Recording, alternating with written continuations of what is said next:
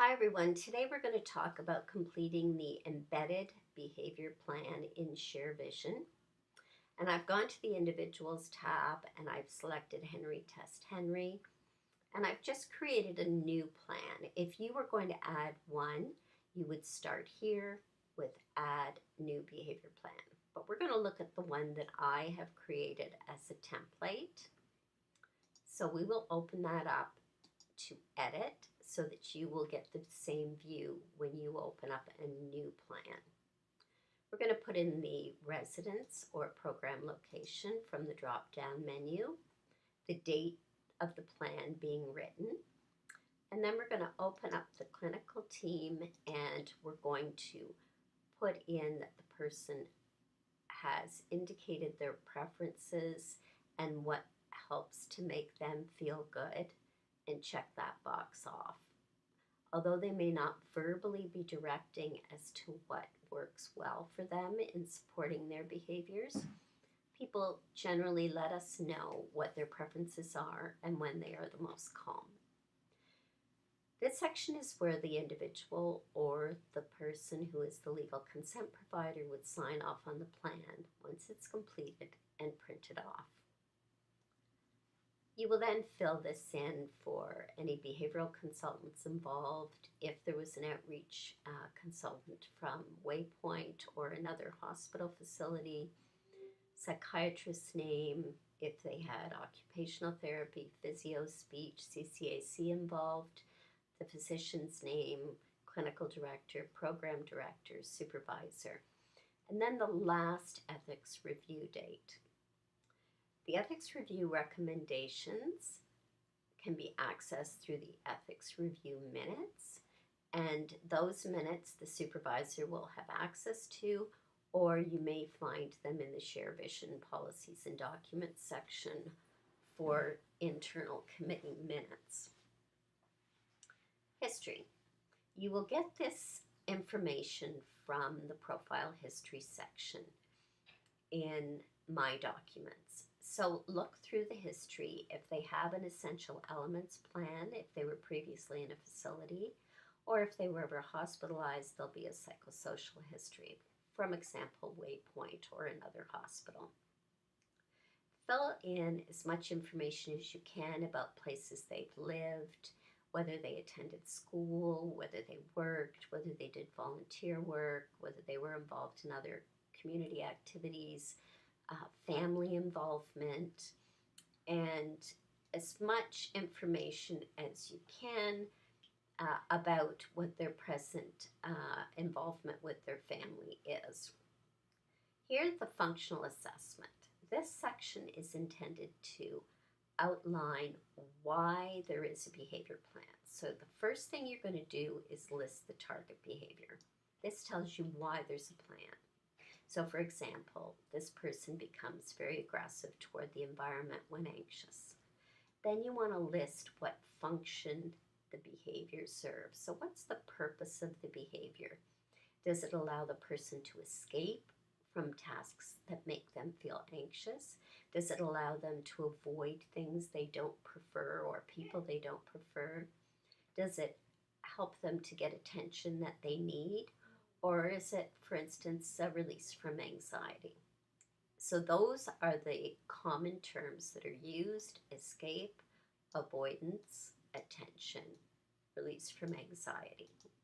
So you want to have the target and then you want to have the purpose in this section. Biological means anything that is medical in either the person's history or their family history.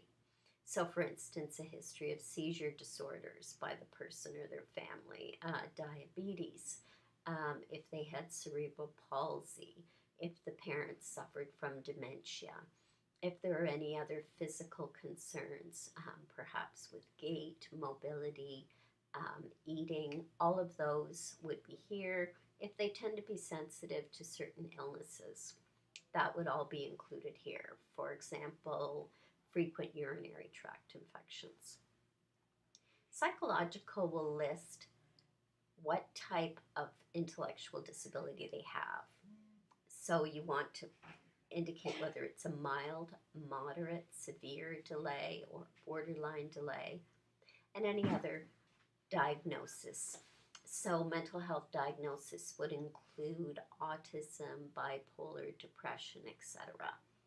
If they had any previous treatments, you would indicate that here, whether they were treatments in hospital, behavioral treatments, um, medication treatments, and if you can, how effective those were.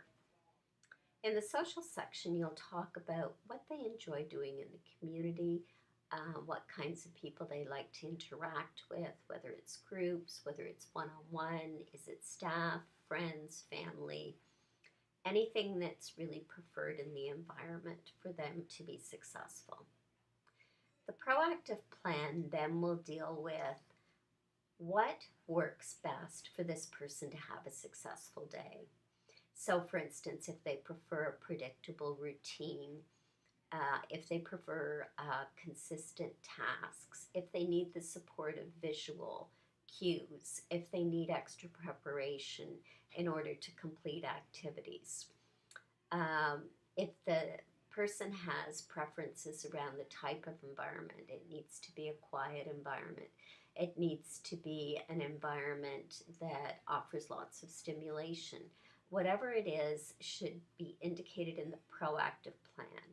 If there's other strategies that help the person to remain calm, and those might include taking a bath, listening to music, engaging in a video game with staff, talking to a friend on the phone, those should all be included in the proactive plan.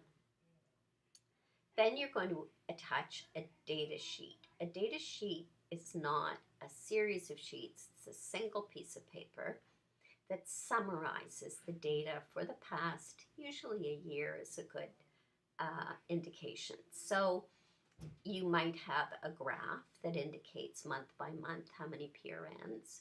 You might have data that means you've gone through medication incident reports and you've counted each month how many aggressive episodes occurred. And in those cases, it might just be numbers, 2 in April, 4 in May, etc.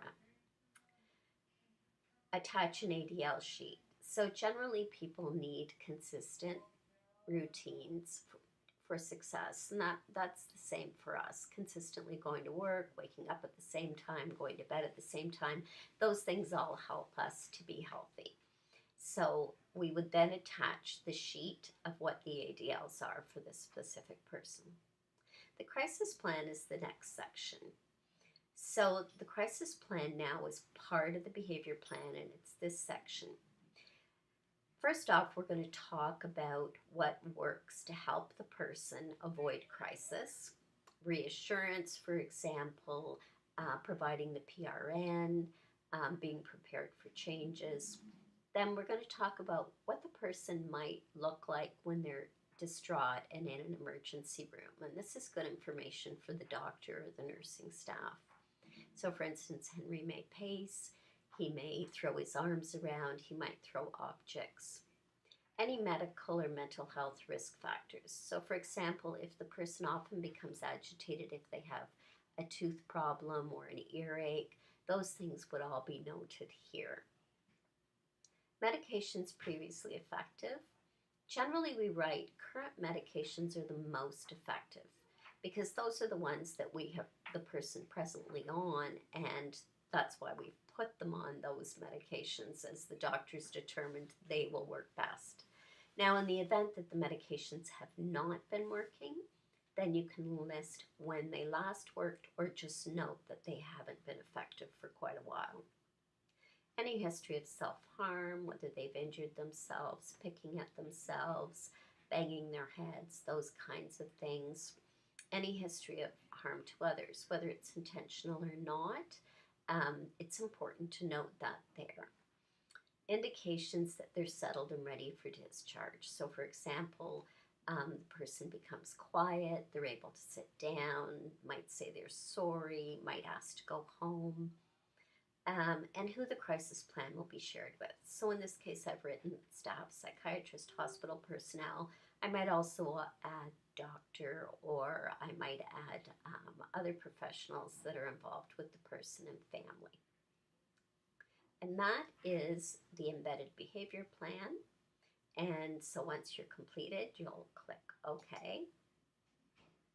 And the next time you go to update the plan, you can simply open it up and alter the plan depending on what the team and the behavioral consultant has recommended.